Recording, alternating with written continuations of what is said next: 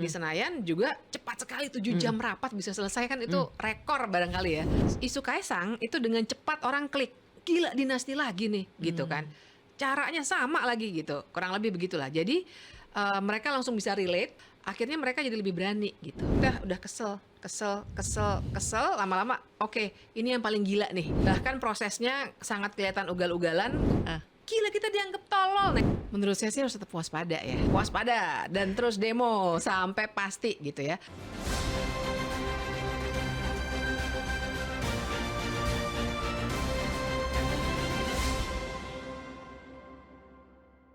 Halo teman-teman, ketemu lagi di podcast Si Paling Kontroversi. Masih bersama saya, Zilvia Iskandar. Dan kali ini, podcast Si Paling Kontroversi kedatangan sosok pakar hukum tata negara yang argumentasi atau pendapat-pendapat hukumnya sering sekali kita jadikan referensi.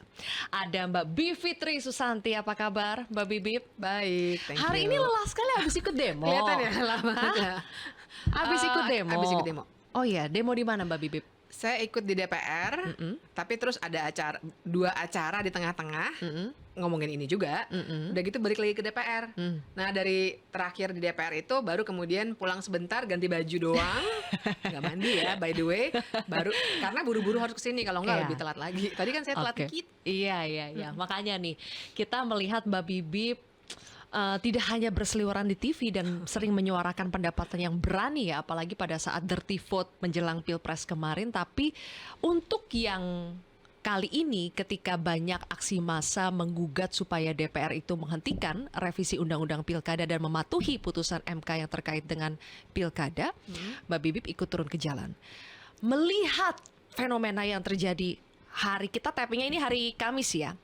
Melihat fenomena yang terjadi hari Kamis ini, bagaimana Mbak Bibip? Apa yang Mbak Bibip rasakan ketika ikut langsung? Ya, pertama memang saya sebenarnya banyak dapat refleksi, banyak dapat pengetahuan tuh justru dari yang kegiatan lapangan kayak gini. Kan saya banyak diskusi sama mahasiswa segala macam. Jadi yang paling menarik buat saya pada hari ini adalah dari kemarin ya sebenarnya ya, begitu cepatnya dinamika politik ini. Saya sendiri juga nggak nyangka bakal keluar putusan MK itu, dua-duanya. Saya tahu ada ada perkaranya, tapi menurut saya pasti ditolak lah, gitu. Mikirnya udah kayak gitu. Udah skeptis ya? Udah skeptis. Jadi santai aja, tiba-tiba keluar dan happy gitu ya, karena bagus loh putusan itu. Saya benar-benar baca, wah bagus sekali. Baru happy sebentar, sorenya langsung kami akan revisi undang-undang. Wah gila, jadi turbulensi perasaan tuh gila banget gitu ya. Malamnya saya langsung marah.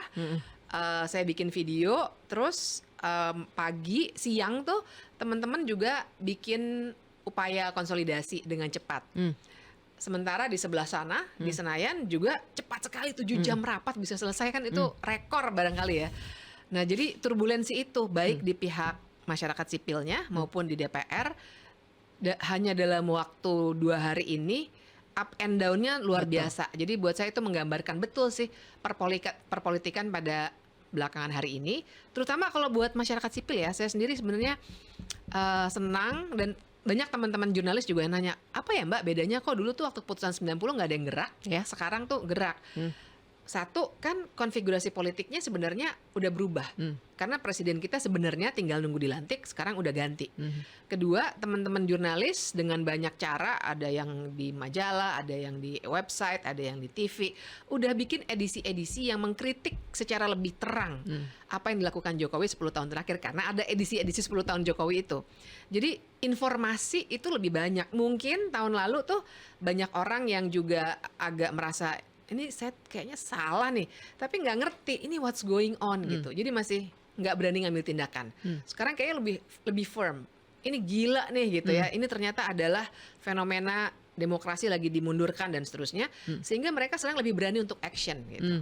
Itu keren banget, dan saya senangnya di situ. Bukan sekedar bahwa itu senang banget kalau dibatalkan seperti sekarang, tapi buat saya yang lebih menyenangkan adalah ngelihat ternyata banyak like-minded people, orang-orang yang pikirannya sama, dengan beraninya juga, paling tidak di media sosial majang yang apa tadi? Peringatan darurat. Peringatan darurat itu yang biru. itu juga mengesankan. Dulu tuh nggak ada yang berani. Oh nanti kita kena undang-undang ITE segala macam. Sekarang lebih berani. Itu keren banget. Betul ya, memang 1 minggu ini baru hari Kamis, tapi wah dari hari Senin kita menyaksikan ada reshuffle, ya kan? Oh iya, ditambah itu Reshuffle, ya. ya kan? 2 bulan loh jelang akhir masa jabatan ada reshuffle. Dan orang-orangnya juga paling kontroversi orang-orangnya. Terus besoknya langsung ada putusan MK yang kita tidak sangka-sangka. Ada 2 putusan 60 dan 70 yang banyak yang merasa diuntungkan atau merasa MK sudah kembali ke tracknya. Tapi baru beberapa jam ya Mbak Bibip ya. Langsung Iya, hari Rabunya sorenya. ada Gila. revisi Undang-Undang Pilkada, dan hari Kamisnya ternyata rapat paripurna untuk mengesahkan revisi Undang-Undang Pilkada itu dibatalkan. Awalnya kita dengar itu ditunda, tapi sekarang kita sudah dengar itu dibatalkan setidaknya sampai tanggal 27 Agustus atau sampai pendaftaran untuk calon kepala daerah, dan ada gerakan masyarakat ini. Tapi yang menarik yang ingin saya tanyakan Mbak Bibip, ini kenapa sejak kemarin ya yang postingan peringatan darurat itu begitu masif, begitu luar biasa, tidak ada, bisa dibilang tidak ada buzzer, ini gerakan organik yang kemudian kita lihat turun ke jalan. Banyak yang menyangka bahwa sebetulnya masyarakat kita sudah terserah deh, sudah apatis, sudah muak. Benar. Banyak yang ngerasa ya udah akhirnya banyak silent majority. Tapi apa yang lebih berbeda kali ini? Kenapa akhirnya ini dari sosmed? Biasanya kan orang bilang, paling hanya keluar-keluar di sosmed. Tapi kali ini betul ada action, dan action itu membuahkan hasil. Sebenarnya narasi yang paling kuat itu adalah narasi Kaisang. Jadi terus terang aja ya, seandainya kami nih orang-orang yang belajar hukum harus menjelaskan isu ambang batas kepada orang-orang yang nggak biasa berdiskusi soal hukum dan politik, pasti susah banget. Membumikannya itu susah. Bukannya kita merendahkan orang ya, tapi kan bahasa hukum memang begitu. Iya. Nah, tapi isu Kaisang itu dengan cepat orang klik, gila dinasti lagi nih, gitu kan. Caranya sama lagi gitu, kurang lebih begitulah. Jadi mereka langsung bisa relate, dan biasanya kalau orang bisa relate dan sudah diyakinkan bahwa nggak apa-apa kok kalau cuma posting-posting gitu kayaknya ya, kan udah sering kita bicarakan juga. Akhirnya mereka jadi lebih berani gitu. Jadi terutama sebenarnya blessing in disguise ada putusan 70 itu yang bisa ngangkat isu ini soal Kaisangnya gitu ya. Terlepas dari nanti diperdebatkan di Kaisang atau bukan segala macam, itulah itu urusan berbeda gitu. Tapi orang bisa langsung relate. Tuh. Pada saat yang putusan MK 90 itu kan juga sudah terasosiasi dengan Gibran. Ya kan? Ya. Yang putusan 70 ini terasosiasi dengan Kaisang. Tapi why now? Kenapa sekarang beda ya? Kenapa sekarang lebih ada gerakan daripada yang 90 kemarin? 90 kemarin adem ayam tuh, Mbak. Ya itu tadi, kalau menurut saya sih karena memang 2 hal tadi itu, terutama konfigurasi politiknya yang sudah berubah. Dulu itu juga ingat belum pilpres, belum pileg juga ya. Jadi kayaknya orang masih ragu-ragu untuk ngambil move lah gitu. Karena masih mau lihat dulu ini sebenarnya apa sih yang terjadi, dan orang ini di mana, orang itu di mana. Kalau sekarang kan kita udah punya kepastian, paling tidak kita udah tahu memang presidennya adalah Prabowo, terus Gibran udah jadi wapres, ya sudah lah gitu. Nah, dan kemudian yang kedua itu tadi, orang-orang sudah dibantu oleh media massa maupun media sosial untuk memahami sebenarnya memang persoalan dinasti politik, persoalan-persoalan yang kartel politik kan juga udah mulai jadi percakapan publik tuh. Sebenarnya kan kartel politik keilmuan politik banget ya. Ada bukunya tuh, Ruskido Ambardi. Tapi sekarang juga sudah jadi percakapan yang biasa saja. Ngomongin kartel politik, ngomongin oligarki, ngomongin dinasti politik. Karena masyarakat tuh dibuat fasih karena ada informasi dari media sosial dan media massa. Dan itu yang membuat orang-orang sekarang jadi lebih firm. Oh memang kita boleh banget nih untuk marah gitu, karena akhirnya kita ngerti ini apa yang tengah terjadi.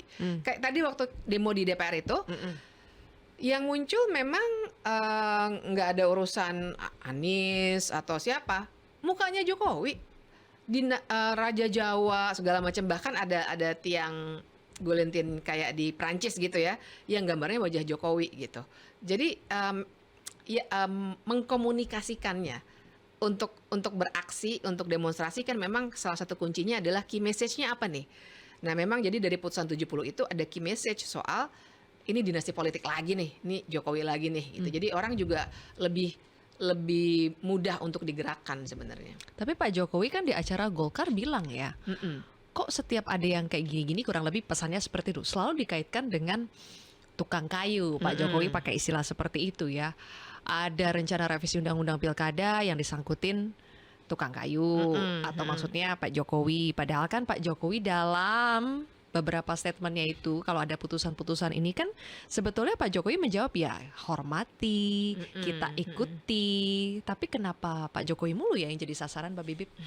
Ya karena itu tadi menurut saya sih persoalan sudah terekspos-nya semua hal yang selama ini salah dia lakukan. Tadinya kan isu-isu itu isu elit lah gitu. Kita berdua udah sering banget ngebahas itu, banyak pengamat, banyak jurnalis tahu. Tapi masyarakat awam kan enggak.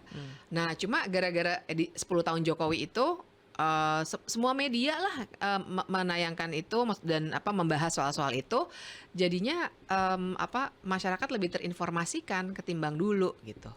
Itu sih ya mungkin penjelasan paling kuatnya itu. Jadi ini kayak puncaknya gitu, kita udah kesel lama-lama oke, ini yang paling gila nih gitu.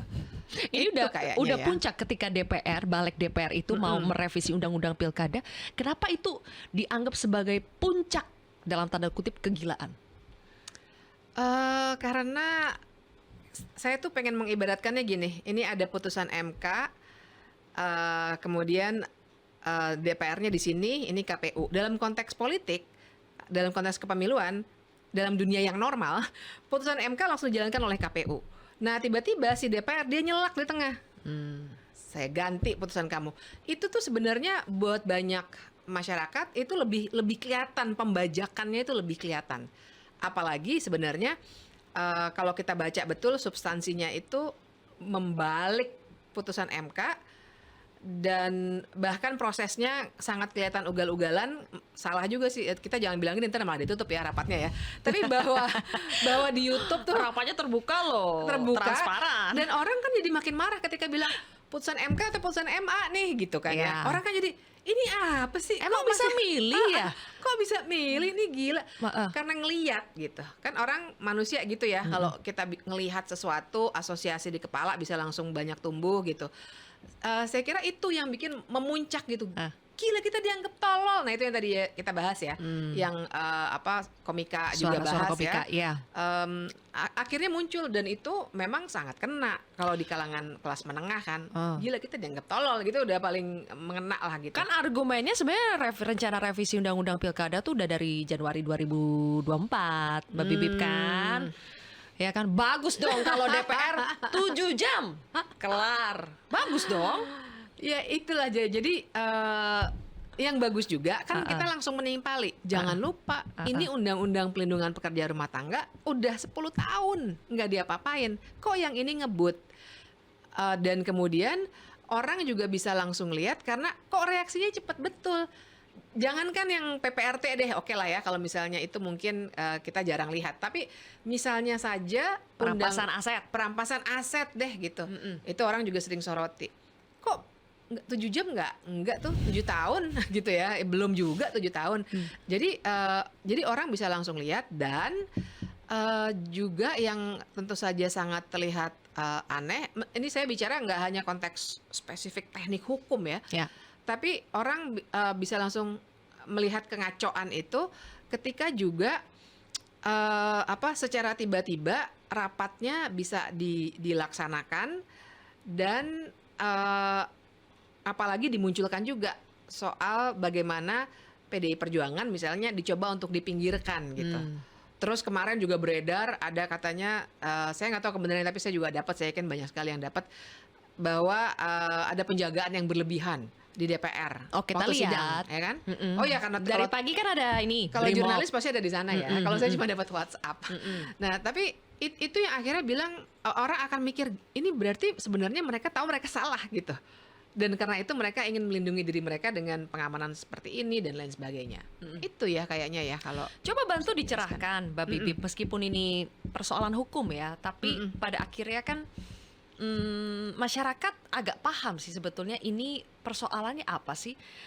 Putusan MK, masyarakat taunya ini sudah final and binding. Yes.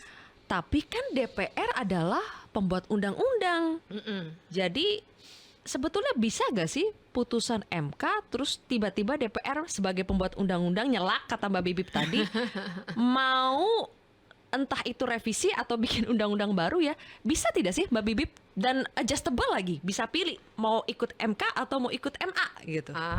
Nggak bisa. Hah. Jadi begini penjelasannya. Putusan MK itu, pertama mungkin saya angkatnya dari posisi dulu ya. Kita itu kan dalam bernegara ada legislatif, eksekutif, yudikatif gitu. Masing-masing tuh ada perannya masing-masing. Memang legislatif berwenang membuat undang-undang, tapi kan undang-undang harus berdasarkan konstitusi. Cara kita bernegara kan semua paling tinggi memang konstitusi. Nah, konstitusi juga bilang ke dalam isinya bahwa yang menguji apakah undang-undang itu konstitusional atau tidak adalah MK. Ya. Nah, jadi dengan itu sesuai peran masing-masing, memang DPR nggak boleh menganulir atau mengubah isi putusan MK dengan kewenangannya. Satu-satunya cara untuk kita melawan putusan MK adalah dengan mengujinya kembali. Saya misalnya luar biasa nggak suka dengan putusan 90, menurut saya itu buruk sekali. Tapi kan ya dijalankan aja gitu. Kalaupun kemudian kami protesnya dengan mengajukan ke MK, terus mengajukan perkaranya lagi, kalah sih ya. Tapi kan maksudnya itulah poinnya, bahwa sebuah putusan pengadilan dimanapun di seluruh dunia nih, nggak cuma di Indonesia, nggak bisa diubah oleh lembaga lain. Nah, kalau sebenarnya tadi saya pengen banget banyak diskusi sama Bang Habib tadi ya, karena dikatakannya ini beda alam. Saya nggak ngerti analogi beda alam, karena kita satu konstitusi, nggak ada yang beda alam, masing-masing punya perannya gitu. Ibaratnya ya ada yang jadi host, ada yang jadi narasumber, masing-masing dengan perannya masing-masing, dan bersinergi lah yang bikin acara ini jalan. Sama. Tapi kita di alam yang sama ya. Kita di alam yang sama kan gitu. Ya kan, legislatif yudikatif juga dengan peran masing-masing, tapi harus bersinergi dong. Jangan saling potong gitu. Nah, yang terjadi ini sebenarnya saling potong gitu. Tapi kan ada argumen kemarin dari Bang Habib, dari Bang Nurdin Halid dari Golkar, ya harusnya masing-masing lembaga itu harus saling menghormati, ya kan? MK kan kalau kayak gini juga kayak inkonsisten dong. Sebelum kalian yang hari ini mendukung putusan MK, pada saat putusan 90 nggak mendukung, nggak konsisten juga dong. Apa begitu ya cara melihatnya, Mbak? Nah, digeneralisir. Ini menarik nih, karena narasi yang sama saya dapat dari beberapa netizen. Saya nggak tahu apakah ini juga cyber troops atau enggak ya, tapi narasinya sama kayak gitu. Intinya soal kalian ini dulu yang ngolok-ngolok Mahkamah Keluarga, sekarang muja-muja MK. Nah, saya mau, sebenarnya ini pelajaran yang bagus nih, kalau bisa kita sebarluaskan. Saya pengen banget bikin video tentang ini. Mari makanya kita belajar bahwa kita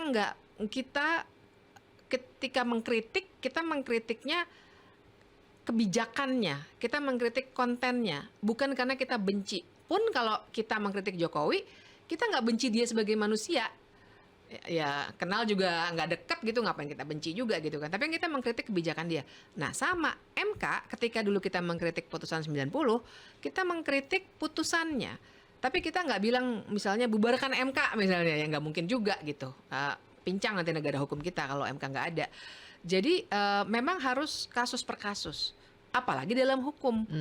Nggak boleh generalisasi. Orang mencuri, kalau dalam hukum pidana ya mungkin banyak yang lebih relatable kalau hukum pidana. Orang yang mencuri mikrofon dengan orang yang mencuri mic sama-sama mencuri. Tapi ini argumentasi hukumnya, pasalnya, pertimbangan hukum dari hakimnya pasti beda dengan segala pertimbangan gitu ya. Nah, jadi bayangkan dari putusan 90 dengan putusan 60 dan 70 itu juga memang argumennya beda, nggak bisa disamaratakan, dan kita juga nggak bisa pukul rata. Pokoknya MK selalu salah, nggak juga sih. Bahwa ada dinamika politik juga di dalam MK, ya pasti ya. Semua lembaga politik, meskipun itu yudikatif, pasti ada dinamika politik itu. Gitu. Pasal 60, jadi ini kan berawal ada putusan 90. Oh ya, sorry. 60, sorry. Saya salah juga. Ini kebalik-balik nih. Untuk yang putusan 60 itu kan diajukan, gugatannya itu diajukan oleh Partai Gelora dan Partai Buruh. Menarik ya. Iya kan? Ini saya juga lagi belajar hukum nih Mbak Bibip. Jadi bagaimana coba membahasakannya secara sederhana ya. Yang awam mengerti adalah ini kan awalnya dari partai yang tidak dapat kursi di DPRD. Betul. Tapi mereka mau berkontestasi di pilkada, mau mengusung juga calon di pilkada ini. Nah, tapi ternyata putusan MK itu malahan bukan hanya untuk partai yang tidak punya kursi di DPRD, partai non-parlemen, tapi bagi partai yang sudah punya kursi di DPRD pun, itu ternyata bisa tanpa memenuhi ambang batas yang 20% kursi dan 25% suara sah. Dan akhirnya mungkin kita harus pakai contoh langsung nih ya, biar publik relate. PDI Perjuangan deh yang menjadi sorotan. Betul. Itu PDI Perjuangan nyaris tidak bisa mengusung calonnya di beberapa daerah, terutama di Jakarta.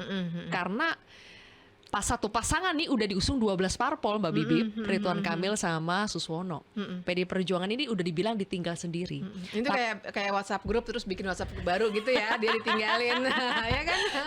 Tapi ternyata blar, seperti ada angin surga gitu ya. MK bilang dengan putusan 60, oh enggak, kamu kalau sudah di Jakarta itu ketetapannya rasionya itu 7,5%, ya, nggak usah terlalu ngejelimet memahami rasio 7. Intinya kalau sudah punya 7,5% di Jakarta, kamu bisa maju. Dan PDI Perjuangan itu kan suaranya 14%. Berarti sudah betul. bisa mengusung sendiri tanpa adanya parpol lain. Sebetulnya kan PDI Perjuangan itu tidak, yang mengajukan itu kan partai non parlemen yang tidak punya kursi, tapi putusannya itu melebihi. Ada orang awam yang melihat itu kok melebihi ya. Ini tepat atau tidak sih Mbak Bibip?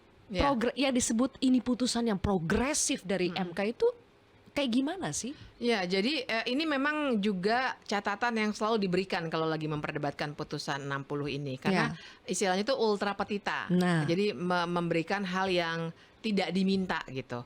Nah, tapi satu ya, faktanya adalah seultra petita apapun putusan MK, kita harus menerima. Maksudnya kita nggak bisa bilang, saya nggak mau ngikutin putusan MK-nya soalnya ultra petita.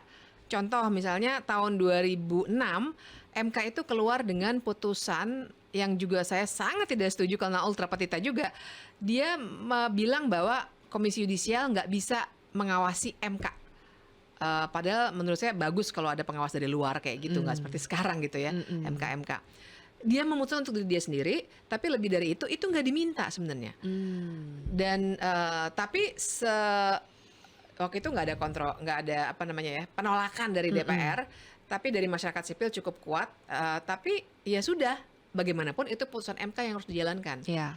Lagi-lagi kalau kita nggak setuju, silakan mohonkan lagi. Cuma waktu itu kami memilih nggak memohonkan lagi. Nah, kemudian yang kedua yang juga kita harus lihat adalah argumennya.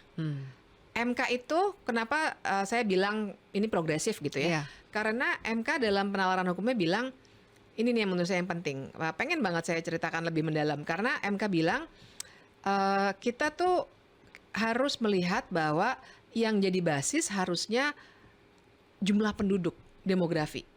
Makanya 7,5% atau sekian persen itu ada 4 kategori kan?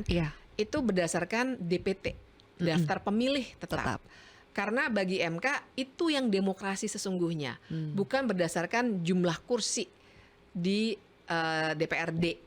Karena itu artinya kita disconnect dengan warga. Padahal demokrasi itu soal warga. Kurang lebih begitu, tentu saja bahasanya nggak begitu ya.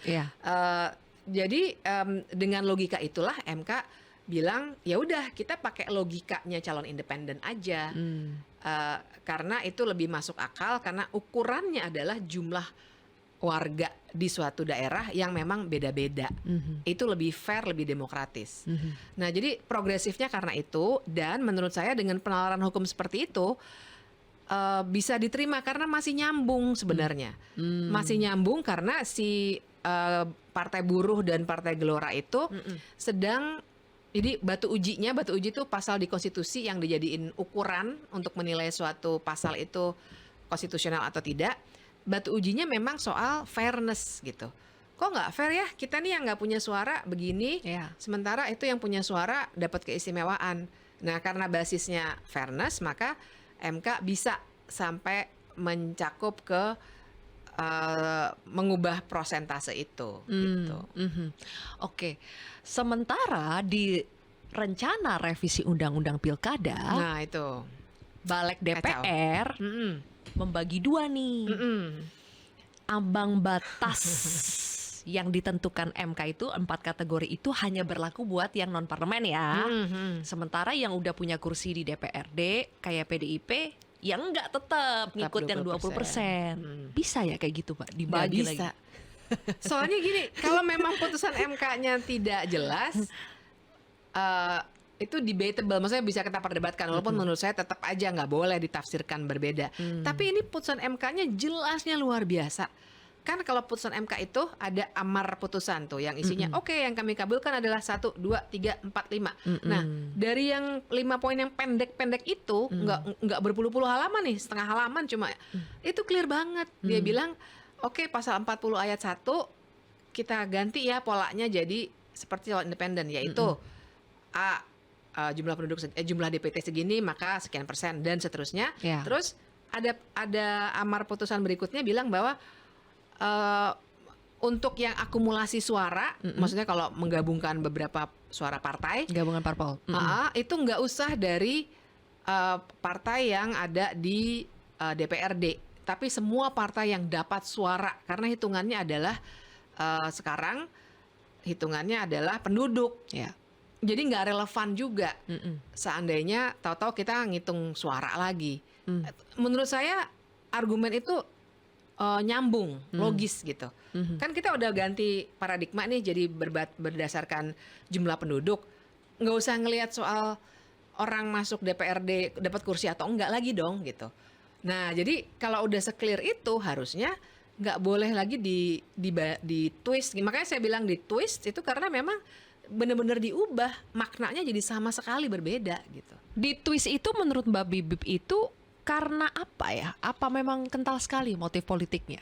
Oh, sangat kental menurut saya. Karena itu tadi ya, yang diubah itu cuma 2 pasal itu. Iya. Maksud saya kalau kita selama ini juga ngeritik pilkada, kita kan biasanya ngeritik politik uang misalnya gitu ya. Atau bahkan gimana supaya nggak kotak kosong misalnya gitu. Tapi itu nggak disentuh sama sekali. Dalam 24 jam yang keluar 2 pasal itu. Jadi sangat-sangat kelihatan sebenarnya intensinya memang untuk ngeblok atau membalikkan putusan MK itu. Benar gak dengan putusan 60 itu Mbak Bibip bisa sangat mencegah kotak kosong? Menurut saya sih bisa. Jadi banyak, intinya kan gini, kita itu kalau mau mengubah sesuatu seringkali harus mengurai gitu ya. Maksudnya kita harus konfigurasi politiknya itu kita ganggu-ganggu gitu. Itu kan hukum alam ya kayak gitu ya, kayaknya untuk banyak hal deh kalau kita naruh batu-batu di pot dan seterusnya. Nah, jadi bayangkan bahwa dengan adanya ketentuan ini paling tidak itu bisa keganggu sedikit tuh konfigurasi politik yang ada. Misalnya Partai Buruh sama Partai Gelora yang tadinya nggak akan dihitung sama sekali karena nggak dapat kursi, tapi dia dapat suara. Sekarang jadi harus dihitung-hitung sedikit lah. Walaupun logikanya, oh ya, by the way itu juga nggak logis ya. Apa tuh? Kalau mau dipecah 2 tadi. Karena nggak logisnya karena nggak mungkin ada partai yang nyampe 7,5% kalau dia nggak dapat kursi di DPRD. Itu aja udah nggak logis gitu. Jadi nggak akan, pada akhirnya pasal itu nggak akan kepake kalau itu jadi. Nah, jadi sebenarnya itulah yang kelihatan gitu. Dan ya Seharusnya kan banyak parpol yang senang ya harusnya banyak yang senang karena dengan ini. Karena kalau dari hasil Jakarta itu ada 8 partai Mbak. Iya, Ya kan? benar, yang benar, bisa benar. ngajuin sendiri bahkan tanpa berkoalisi gitu kan. Nah, tapi kenapa ya yang Mbak Bibi baca malahan yang 8 partai yang punya kesempatan minus PDIP ya, yang punya kesempatan untuk mengajukan sendiri malah mendukung revisi ini. Iya, mungkin kita bisa membacanya dari fenomena yang namanya kartel politik itu. Kartel politik ini bukan hujatan ya, tapi memang ada literaturnya tentang kartel politik. Nah, kita harus paham bahwa kartel politik itu artinya memang pimpinan-pimpinan parpol punya kesepakatan di antara mereka untuk membuat persekongkolan di antara mereka gitu. Sama kayak kartel dagang kan nentuin harga misalnya gitu. Kartel politik kan juga gitu, nentuin kita pokoknya ini ya gitu. Tapi yang memutuskan hanya pimpinan-pimpinan partainya.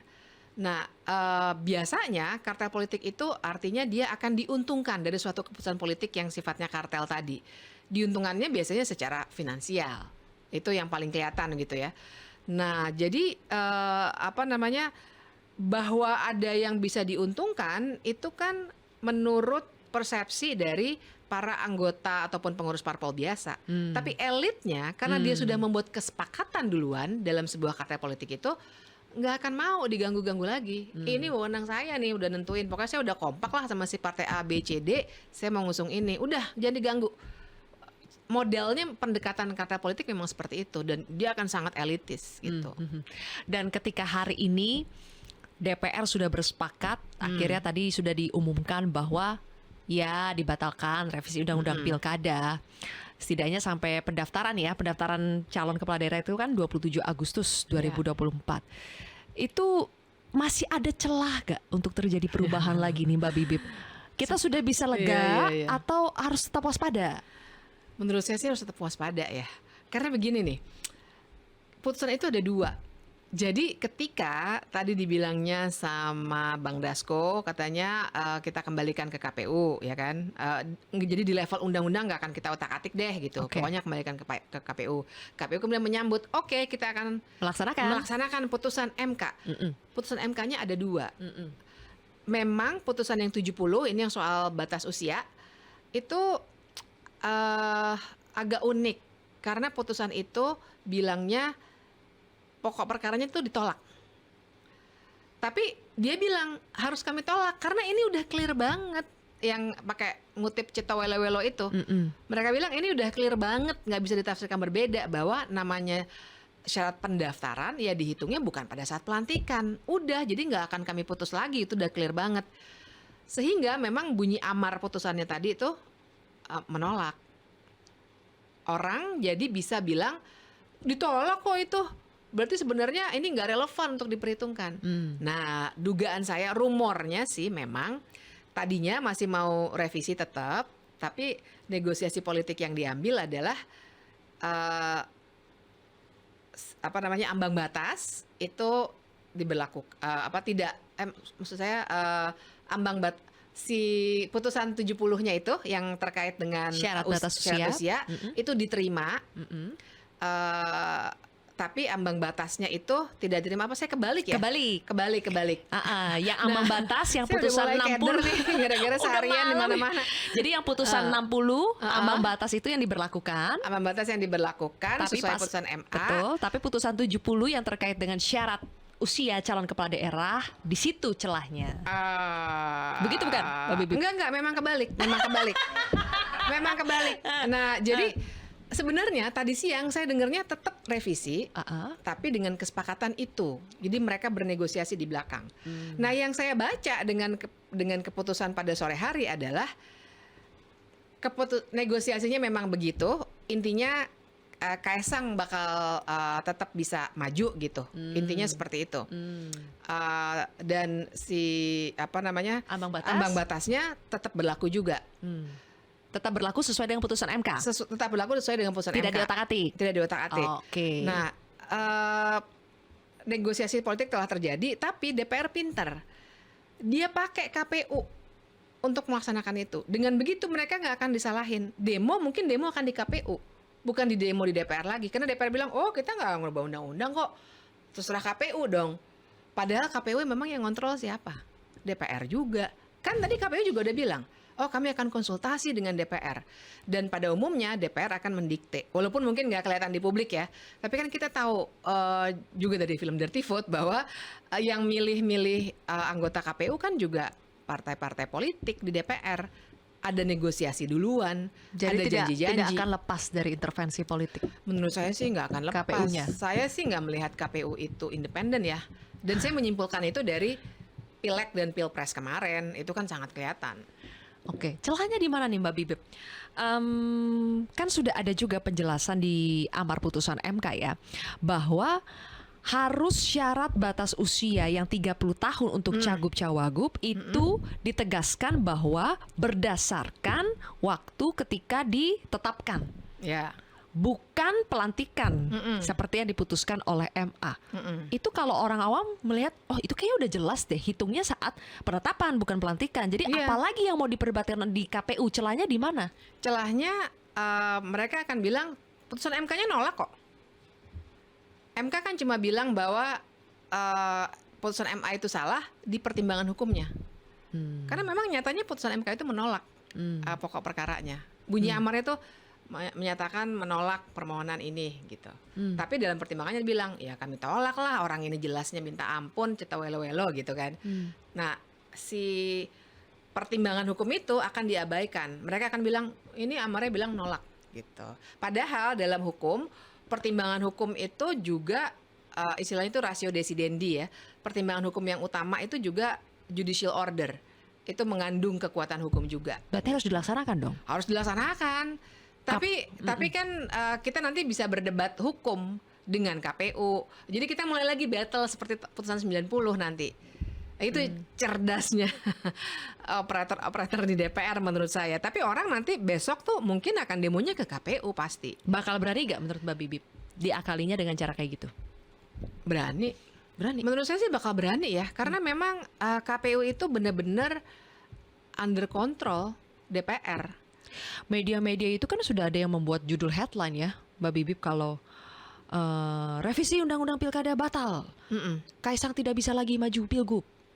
Udah Belum banyak yang tentu. buat, masih belum tentu itu. Menurut saya belum tentu. Jadi ya itulah yang coba nanti kita lihat ya. Ini perkiraan saya, jangan sampai kalau tuduhannya Hensat tadi, lu jangan ngasih ide dong ke orang-orang itu gitu ya. Tapi ini sebenarnya saya dengar tadi siang. Jadi kuat dugaan saya itu yang akan dijalankan, bukannya saya ngasih ide. Kalau menurut saya sih KPU harusnya tegak lurus pada putusan MK dengan menilai bahwa pesan MK di putusan 70 adalah saking jelasnya itu undang-undang bahwa syarat itu ya syarat pencalonan, maka kami nggak perlu ngomong apa-apa lagi. Iya, maksudnya Sebenarnya begitu. Itu poinnya gitu. Oke, nanti kita akan lihat ya seperti apa PKPU yang akan dibuat oleh KPU sesuai dengan katanya sih mau melaksanakan putusan MK. Tapi apakah melaksanakannya benar atau tidak, ya harus kita lihat lagi. Tapi Mbak Bibip, tadi kan kita juga diskusi ya, salah satunya dengan Mas Yunarto Wijaya. Tadi ada analogi, ibaratnya ini sudah kayaknya udah kalah 8 kali gitu ya. Tapi satu yang ia sebut kemenangan hari ini itu menyegarkan, membahagiakan, patut disyukuri gitu loh. Sebegitunya ya, kita seperti belakangan itu sangat desperate gitu, sehingga ketika ada aksi massa seperti ini sangat-sangat patut disyukuri, Mbak Bibip. Ya, menurut saya pernyataan itu, saya setuju pernyataan itu karena kalau kita melihat bagaimana ternyata masyarakat sipil masih bisa bergerak gitu. Jadi kan memang masyarakat sipil juga dibuat begitu lemah, anak mahasiswa dibilangnya, aduh mahasiswa sekarang susah banget buat bergerak ya, karena secara struktural mereka disuruh lulus 3,5 tahun, 4 tahun, nggak kayak zaman saya dulu kuliah gitu kan. Jadi ngapain demo, mendingan fokus belajar gitu. Jadi secara struktural dibuat masyarakat sipilnya lemah, ada ancaman undang-undang ITE lagi segala macam gitu. Jadi begitu ternyata dalam waktu demikian cepat bisa ada konsolidasi. By the way tadi malam tuh ada konsolidasi di Twitter Space tuh 24.000 yang ikut. Jadi konsolidasinya untuk aksi. Konsolidasi aksi. Tapi sebenarnya tujuannya lebih untuk menginformasikan. Seperti yang kita bahas ini, sebenarnya apa sih yang terjadi, apa sih putusan itu gitu ya. 24.000 yang ikut. Jadi saya mungkin sama dengan Mas Yunarto bahwa yang menjadi ukuran kemenangan kita adalah bagaimana ternyata banyak orang-orang yang masih bisa berpikir kritis. Ternyata kita menang dalam hal itu. Udah dicoba dibodoh-bodohi sedemikian rupa sama yang punya kekuasaan, tapi masih bisa kok bergerak dengan cepat gitu. Kalau memang dibutuhkan. Nah, itu kemenangan yang luar biasa. Jadi tidak hanya pada pembatalannya yang kita masih nunggu sebenarnya. Kalau saya sih menyarankan ke teman-teman waspada dan terus demo sampai pasti gitu ya. Tapi Jadi masih mempan ya, menyenangkan Mbak Bibi gitu. masih mempan ya aksi turun ke jalan gitu. Sekarang itu ternyata masih mempan. Masih mempan. Kan Dan tadi tapi kita harus hati-hati ya. Ya. Makanya saya masih gantung masih mempan gitu karena hati-hati juga. Kan undang-undang TNI, undang-undang Polri juga direvisi ya. Dan itu nanti bisa lebih efektif untuk mencegah pikiran-pikiran kritis. Nah, mudah-mudahan jangan. gitu ya.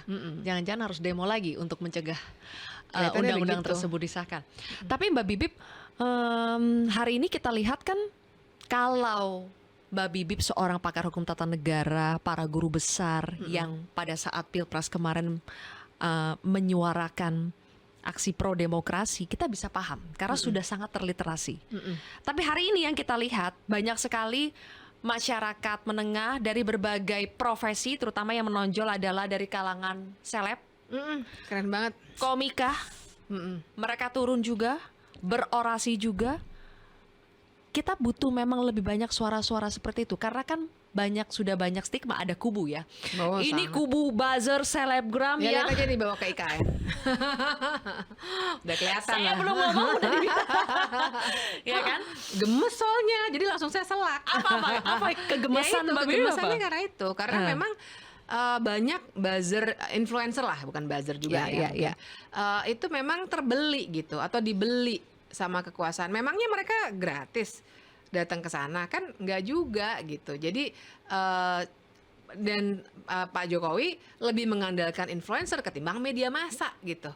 Kalau nggak salah treatmentnya juga beda ya. Kalau yang influencer gimana, yang jurnalis-jurnalis gimana gitu pasti bawa ke IKN. Jadi menggemaskannya di situ bahwa Pak Jokowi tahu persis bahwa influencers di zaman sekarang ini memang lebih punya pengaruh gitu. Bisa langsung jutaan orang yang oh yes berarti keren banget nih IKN kan langsung gitu kan.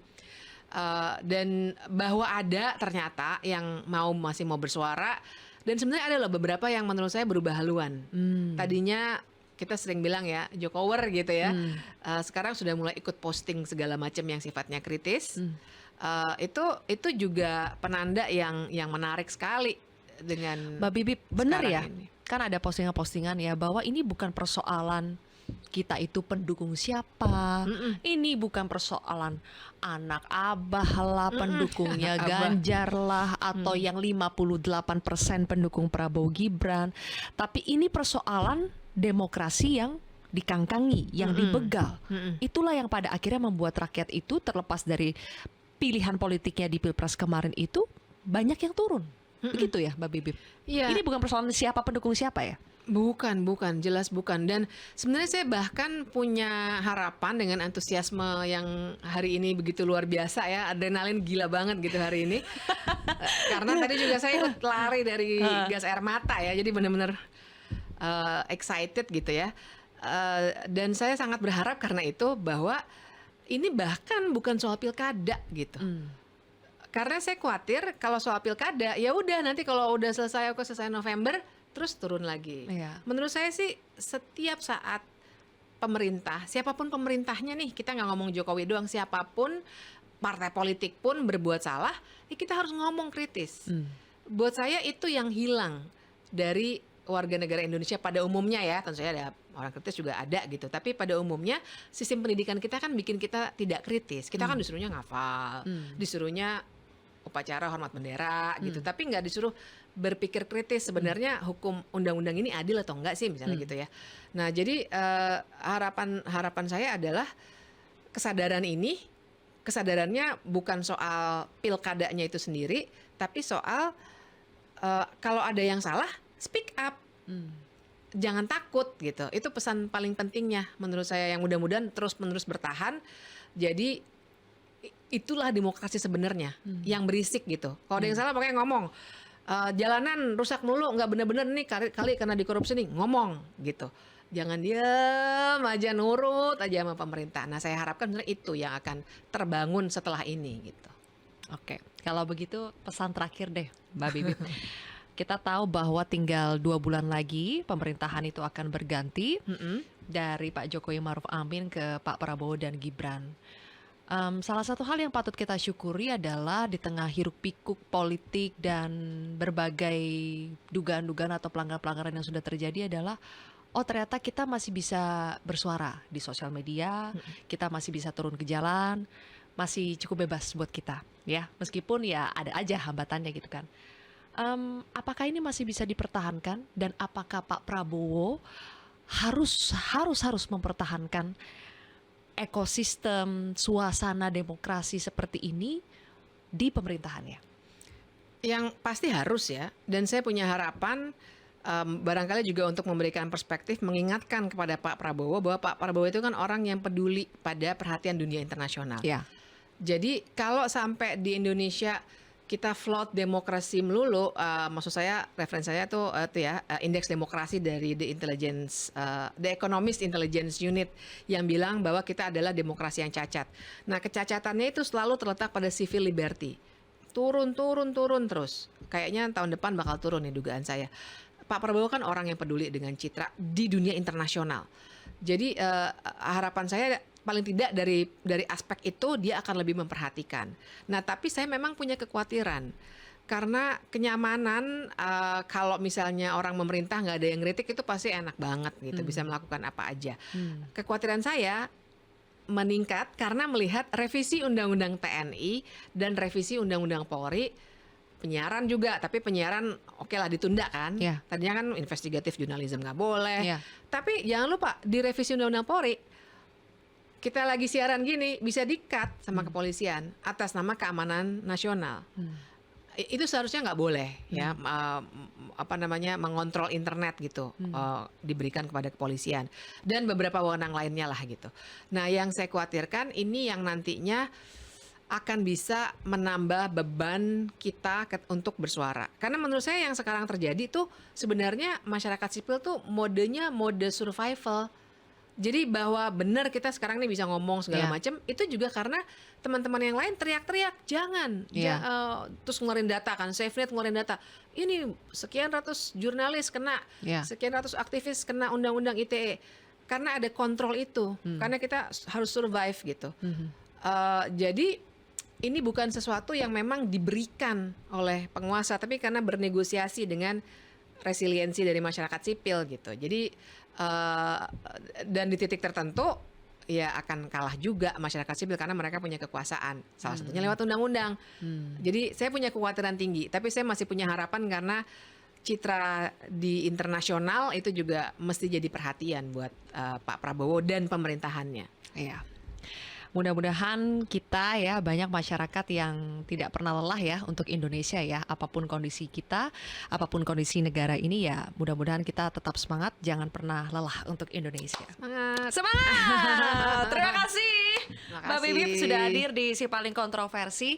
Mudah-mudahan apa yang kita suarakan, Mbak Bibip suarakan ini bisa menjadi ya bahan referensi buat masyarakat yang mungkin belum paham hukum, menjadi lebih paham dan lebih melek sekarang dengan adanya berbagai isu, supaya ya kalau ada yang tidak benar, kita yang di luar sana, masyarakat di luar sana bisa ikut mengkritik, bisa ikut sama-sama menjaga dan mengawal demokrasi. Oke, sekian dulu podcast Si Paling Kontroversi hari ini. Nanti kita jumpa lagi di episode-episode berikutnya. Oke, bye-bye.